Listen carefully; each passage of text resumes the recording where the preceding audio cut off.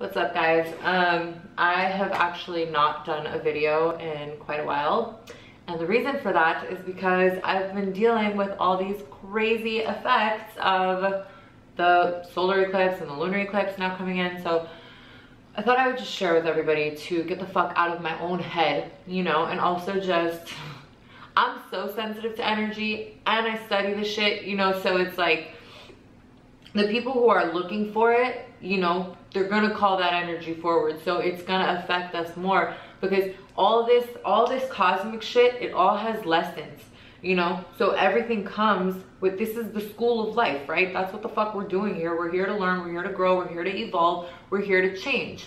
And, you know, with the planets always moving and things always forming aspects, you know, like this is forcing us to change. And for those of us who seek this knowledge, you know, we are more inclined to learn the lessons that, you know, our souls came here to learn so that we can grow as human beings and evolve and, you know, live a better fucking life and make life easier for ourselves. It's like, I'm gonna get into it right now. So let's break it down. We had the eclipse, that the solar eclipse just happened right on July 12th.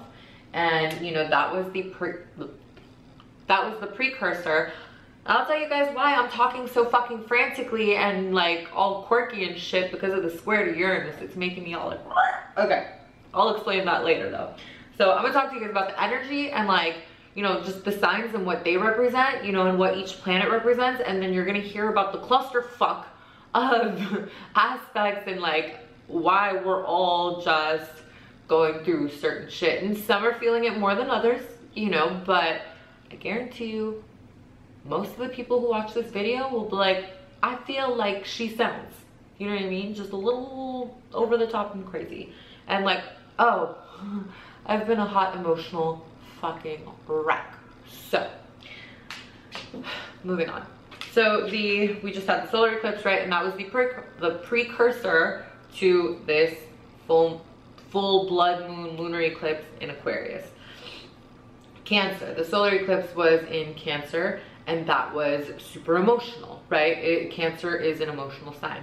Now, the moon in Aquarius is aloof, you know, and it's if you're one to wear your emotions on your sleeve, it's kind of like, you know, and it's in opposition to Leo. The sun in Leo is very like dramatic displays of affection, but it's also like, because it's the sun and not necessarily the moon, it's more of like being the center of attention and just winning whatever's in front of you, just conquering that shit and just being a fucking, you know, being a king or queen. And you know, when the moon is in Aquarius, it's very kind of careless and kind of just like whatever, right? But then it has the square. Well, first, okay, so it's on top of Mercury, or not Mercury, fuck my life. Oh, and Mercury's gonna go retrograde in Leo too. Shit. Camera just died. I'm gonna talk about one aspect at a time and kind of give you guys a breakdown within that range, because I tend to go all over the place, and then when I start like trying to connect the dots, I cannot stop myself. So let's start with the sun in Leo, right? And then we have the moon. Start with the lunar, with the eclipse basically. So the sun is going to be in Leo and the moon is going to be in Aquarius. So the sun and the moon are going to eclipse. They're coming together. They're doing a little cosmic fucking, right? And these signs are opposite. Now there's some shit going on around them. So we have Mars retrograde in Aquarius, right? And then we're going to have Mercury also retrograde in Leo. So you have a lot of fire and air energy, right? Mars is fire, Leo's fire, the sun is fire, you know, and then you have Mercury. Mercury is actually air, it's communication. You have, so like, basically it's mental, right? So you have mental will, you know, you have the will of your mentality, the willpower of the mind, you know, and also, you know, fire is also passion, it's drive, you know, the passion comes from willpower. Or willpower comes from passion, you know, one of the two, but it's a fiery energy. Fire also burns out fast, you know, so there is a lot of frustrations with fucking Mars being in Aquarius and being retrograde, and it's just like, you know, it's more internalized. So there's that eclipse energy, a lot of frustration, you know, but also a lot of drive, a lot of fire, a lot of will, you know, a lot of willpower. Like Tupac said, like, you know, the will to reach the sun, you know what I mean? And that's kind of another part of this, because, you know, the Leo energy is very proud and very big and very grandiose and, you know, very center of attention. It just wants to win, you know, and it's focused.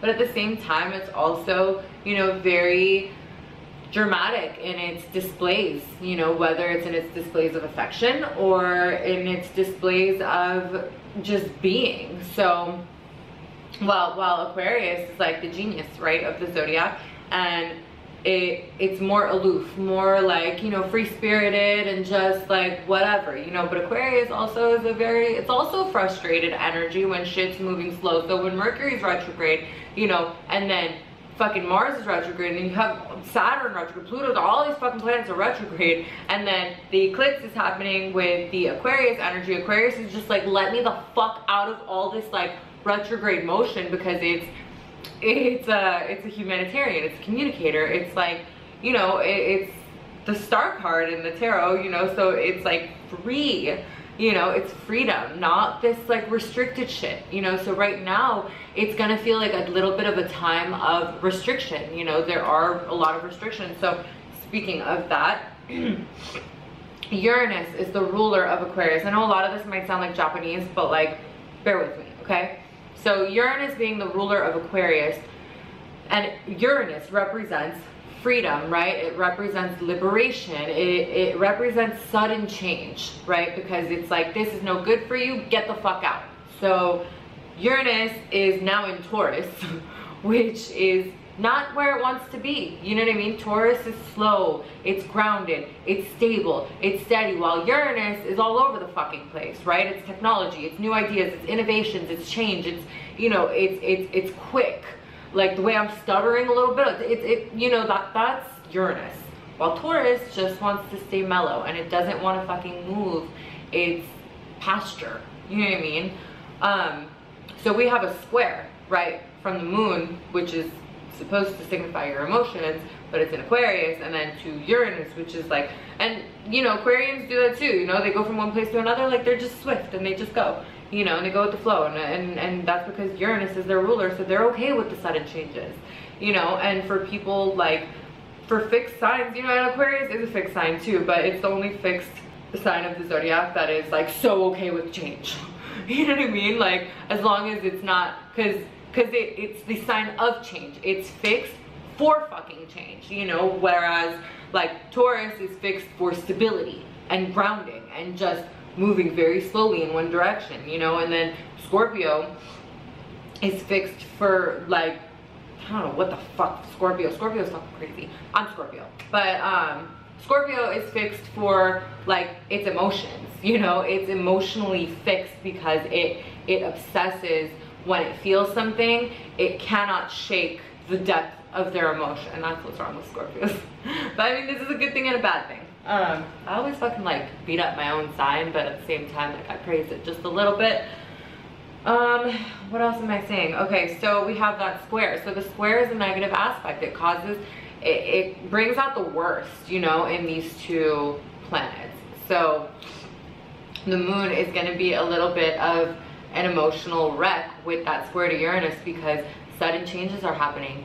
Things are unfolding, and they're unfolding fast. And as it's in Taurus, we're kind of like, what the fuck is going on, you know? And with the moon in Aquarius, it's like, no, you have to feel. But then with the sun in Leo, it's like, we want to be like very dramatic in the way we respond to things, but at the same time, we're trying to think intellectually, and it's just not fucking working, you know? So I mean, my best advice to everybody like right now is to just ride this wave, you know, until, because the effects will last 6 months, but for the most part, because of this square to Uranus, I'm already seeing things. The people I've talked to, shit is already unraveling, you know. And it depends on, you know, where you're at. Like, okay, Mercury retrograde in Leo, for example, it can go both ways. Everything can go 2 ways. So Mercury retrograde in Leo, Leo is the sign of, right, it's ego, you know, and it's very prideful.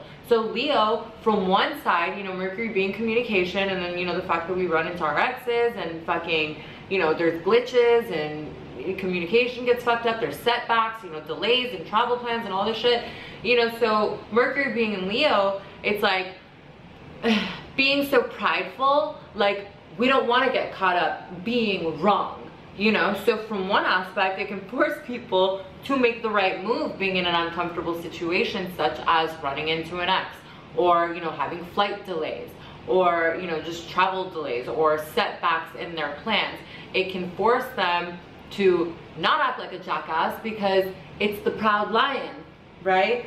And yeah, I don't have any Leo in my chart, so that ain't me. Like, I'm fucking neurotic and crazy and emotional, and that's how I've been reacting to the, and although Mercury hasn't gone retrograde quite yet, you know, it is stationed, so we are already feeling the effects. And yeah, you know, the way I react to shit is more on the fucking moon Uranus scale, not necessarily because I was born during Mercury retrograde, you know. So that's why it's another reason it is good to know your personal chart, so you see where it affects you personally, you know, more so. But if you do have planets in the and most likely, you know, if you have your sun in a certain planet, you might have Mercury and Venus, you know, around those planets, because Mercury and Venus do rotate closer to the sun, you know. So you would have them in like one of those signs or the sign next to it, or like right next, like 2 signs away from it. So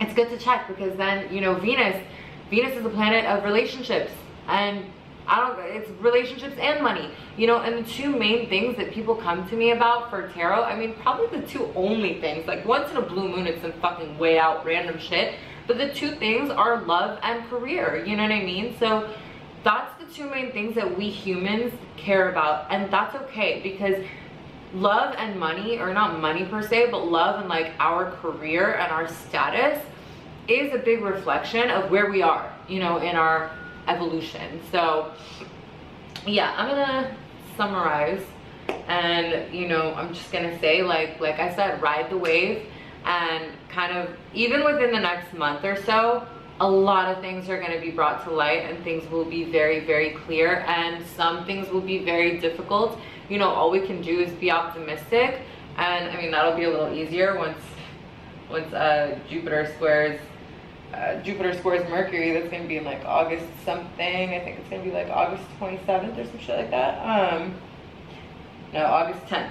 August 10th, Mercury is going to square Jupiter, which makes us extra optimistic, you know, and maybe unrealistically so, but, you know, and it's actually not so good, because then we get fucking disappointed when we fall flat on our face. But it is going to be really difficult to see things from an objective space right now, so it's just kind of like we have to sit back and let things unravel, you know. And it's tough. It's really, really tough, especially for me, because I haven't been doing it. Like, I have not been practicing any of the shit that I'm preaching to you guys, which is why I'm over here, you know what I mean? Because I'm letting you know that even though I know exactly what the fuck's going on, I know the exact effects, and I believe in this shit with like my entire essence. I fucking believe in this shit. Like, I understand it. I've fucking been there, you know what I mean? So it's like, the fact that I'm even losing my shit and being a neurotic fucking emotional mess is like, you know, like, this shit is real. Like, shit in these fucking cosmos is for real. So yeah, you know, and that's just me. That's based on my fucking personal chart. So everybody's different, and some people can heed the warning, you know, and take things with a grain of salt. And if you can, good for you for not losing your shit, you know. Yeah, that's all I'm gonna leave you guys with. If you like this video, make sure, I almost forgot that part. If you like my video, make sure you like, comment, share, subscribe, and yeah, that's it. Happy fucking lunar eclipse. Hope you don't lose your shit.